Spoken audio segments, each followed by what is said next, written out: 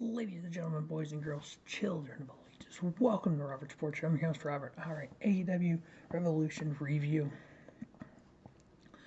Got off the air with a Bleacher Report about 45 minutes to 50 minutes ago. Overall, good show. It had some spots that were good. Had some spots that were like. One thing, basic thing that we noticed was the crowd was not into this like at all. There's a couple times where the crowd got into it, but for the most part, the crowd killed it.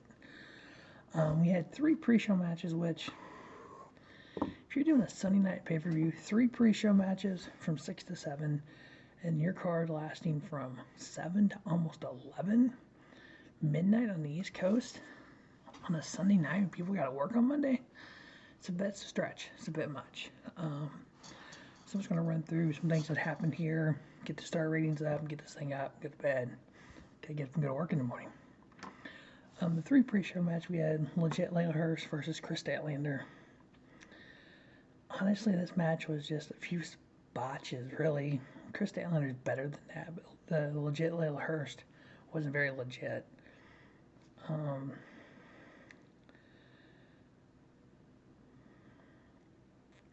There's an outside spot where they kind of did a dive, where Leyla Hirsch did a dive on Statlander. And at one point, Leyla Hirsch got pulled into the ring, got one of the things he uses for the ropes, pulled it out, and hit Statlander with it, rolled her in, and got the pinfall. Again, it wasn't nothing special. It was just kind of there, two star. We had Hook versus QT Marshall. I don't get the whole love affair with Hook right now. He's just there to me. Maybe eventually I'll get it, but right now it's like, I could take it or leave it. At least if they're going to do this, they're doing it on pre-show, they're doing it on Dark, and occasionally on Rampage. They're not throwing big name talent where he's running the room. He's going to run through nobodies. Hook got the victory here. I give it 1.5 star. Then we had the 6-man tag, the House of Black, Malachi Black, Buddy Matthews, and Brody Lee coming out. Whew, the interest on this match was pretty freaking sick. Even with the Penta, Oscuru, Erick, Redbeard, and Pac, their interest was pretty sick too. So both these interests kind of, this match should have been on the main card. Good 6-man tag, just kind of spot fest. House of Black getting the victory. I ended up giving it 3.5. First match on the card was Chris Jericho versus Eddie Kingston. Eddie Kingston actually getting the victory by submission on Jericho, which was kind of cool.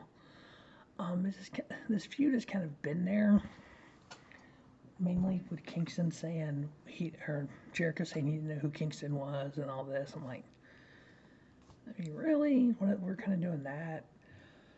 I give it 3 3/4. It's actually a great match to start with. Jericho kind of did his spots. Kingston did his. It told a small story. Y2J did a superplex off the ring side, which was kind of cool. Next up, we had the triple threat match for the tag titles. We had the Young Bucks versus ReDragon versus the champions, Jungle Boy and Luchasaurus. Again, just spot fest. You kind of knew the Young Bucks, ReDragon would have their working together, but yet separate, which they did. They had a couple spots where, Kyle O'Reilly would super kick one of the Young Bucks, and it's like, whoa, what are you doing? We're supposed to be working together. They made Jungle Boy look like a beast to me because there's a lot of spots there where everybody was hitting their big moves on Jungle Boy. So, and he was kicking out, and he was doing all this. And came down toward the end. ReDragon and Bucks are on the outside. Luchasaurus and Jungle Boy on the inside. They end up getting the pinfall. I think it was on ReDragon. I think they got pinfall from Jungle Boy. So we had Jurassic. I guess they're not called Jurassic Express anymore. Jungle Boy and Luchasaurus got the victory there.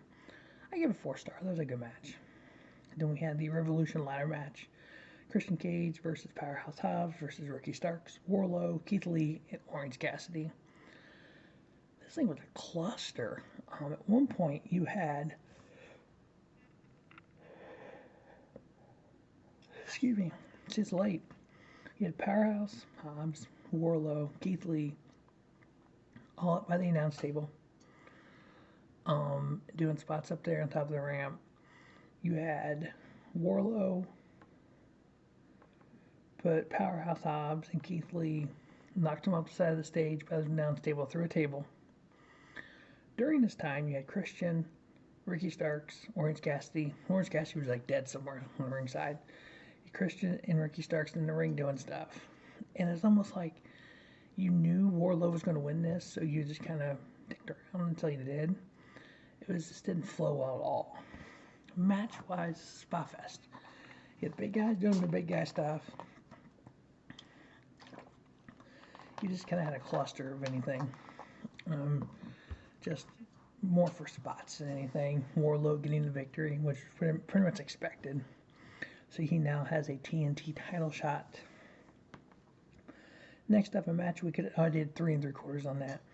Next up, a match we could have done without. We had the TBS title line. We had Ty Conte versus Jay Cargill. I mean, it was there. Ty Conte, I think she's very talented. Anna Jay came out with her. You had her this like weird face paint on that's different for her. The match started out like it was going to be something special, but then it's like you kind of knew they're not going to stop the streak of Jay Cargill right now. Jay Cargill ended up getting the victory, 2.5 star. Smart Mark Sterling got involved a little bit. Ty Conte kind of did a dive and took him out. But 2.5, Jade Cargill retained. The dog collar match, CM Punk versus MJF. This match was storytelling. This match was Punk coming out to his Ring of Honor song, wearing the white shorts that he wore back then. It literally looked like 15 years ago, Punk in Ring of Honor. And you had MJF in the ring going, what the hell is this? You know, like confused. Punk was the first one to start bleeding. Punk bled bad. You kind of knew when he came out with the white shorts what happened with that for what happened on Dynamite. Oh yeah, you knew this was going to happen. You're like, okay. It was almost like you had this storytelling between these two awesome wrestlers who have bled already. You knew it was going to be bloody. You knew it was going to hyper back to Valentine Piper, which it did. They took their own spin on it. It came down to, you had Wardlow come out. And MJF was like, give me the ring, give me the ring. You had Wardlow checking pockets, couldn't find the ring. Punk I thought he had a GTS if I remember right. He had a move on him. MJF is laying there on the ring. Punk's looking at Wardlow. Wardlow goes, oh, it's right here. Pulls the ring out. Lays it on the ring side. And just smirked and walked away. So you're like, bam. Punk picked it up. You're like, okay. This is how Punk gets victory. This is how you start feuding MJF and Wardlow. You just took one story, kind of just rolled into another story. Which I love that they did that way. The storytelling here. You had Punk put the ring on, flip off MJF, hit him with the ring, 1, 2, 3. A bloody CM Punk getting the victory of MJF. I gave it 4. This is one of the best matches, especially storytelling wise. The fact that you had Punk go over, but to me MJF has been over. So you didn't necessarily have to have MJF win here. But this sets up MJF versus Wardlow. If you remember on Dynamite, MJF told Wardlow, if you win the ladder match, you can have the TNT title. You don't have to give it to me. Wardlow won the ladder match. Wardlow cost MJF the match here. It's simple. You have Wardlow won the TNT title. You feud Wardlow and MJF for the TNT title. Bing, bam, boom. Next up, we have the AEW Women's World Title match, Thunder Rosa versus Dr. Britt Baker. You need not to have Rebel and Jamie Hayter out there ringside. it took so much away from this match. Expecting the lights out match again, unfortunately, to me, this match under-delivered. At one point, you had Thunder Rosa had Britt in a submission hold. Jamie Hayter and Rebel are on the ringside. The referees over there. You had Britt tapping. Obviously, the referees didn't see it or hear it because they were distracted. And then you had Britt knock out Thunder Rosa and get into victory. 1, 2, 3. I give it 3 1/4. It's just so much that could have been here that wasn't. And now you have a number one contender match with Thunder Rosa on Dynamite coming up. The winner goes on to another show to face Britt Baker. It's like, you're literally going to have a rematch just for Thunder Rosa to beat her. Next up, we had Jon Moxley versus Bryan Danielson. This match told a story as well. One thing that Mox had said before we can team, we gotta bleed. So this match had blood as well. Moxley, for some reason, is not translating. He's just kind of like a generic wrestler right now. I don't get it. It's almost like when he went to WWE from CCW, he went to WWE, became Dean Ambrose, was in the Shield. From the time he left the Shield until now, it's like the exact same wrestler, and you don't really get invested in his matches. I mean, think about what iconic single matches Jon Moxley had. I mean, yeah, he had some stuff with Tanahashi, he had some stuff, with Okada, but it's like, what really that just defining moment matches he had. And this match even ended kind of funky. You had Bryan Danielson had a pinning, I don't know the name of all these damn moves, and Moxley kind of rolled it over. You had Danielson's shoulders like this. Danielson's up, getting the victory. So Moxley got the victory that way. It was kind of a weird pin and roll up. You really see it on replay to realize what just happened. Watching it live, you're like, what just happened? I give it 3.5. Mox got the victory. But what was really cool at this is they started fighting afterwards. Out comes William Regal. And William Regal gets in the face of Moxley, headbutts him, gets his blood on him, and it stopped him from attacking Bryan Danielson. And Danielson he stopped Danielson and was talking to him. It was like, is he a on-screen figure for AEW, or is this the faction creation that they had talked about doing with Daniel Garcia, Lee Moriarty, Danielson and Moxley? Is it kind of like the Evolution? Is William Regal going to be the Ric Flair from Evolution to this faction? So maybe we got something happen on Dynamite. Next up, we had they saved the 6-man tornado tag match. Matt Hardy, Andrade, Isaih, Kassidy versus Sammy Guevara, Darby, Allin, and Sting. The hell was this? Oh my god. This match was all over the place. It was tornado rules. But they were in the crowd, they had tables set up, doing this, that, and the other everywhere. You were expecting that they held on to this match for a reason. This wasn't just a filler match. The crowd got hot at this point. The fact that you had a 62-year-old Sting diving off the balcony through 2 tables that Andrade was on. But the fact that pinfall had to happen in the ring. So you had to get a member of HFO in the ring to pin him. Darby did the coffin drop on Matt Hardy. Matt Hardy rolled up. Darby hit the coffin drop like right here and then pins him. It's like, I don't think Matt was supposed to move, or he thought it looked weird, really weird. But Darby pinning Matt Hardy.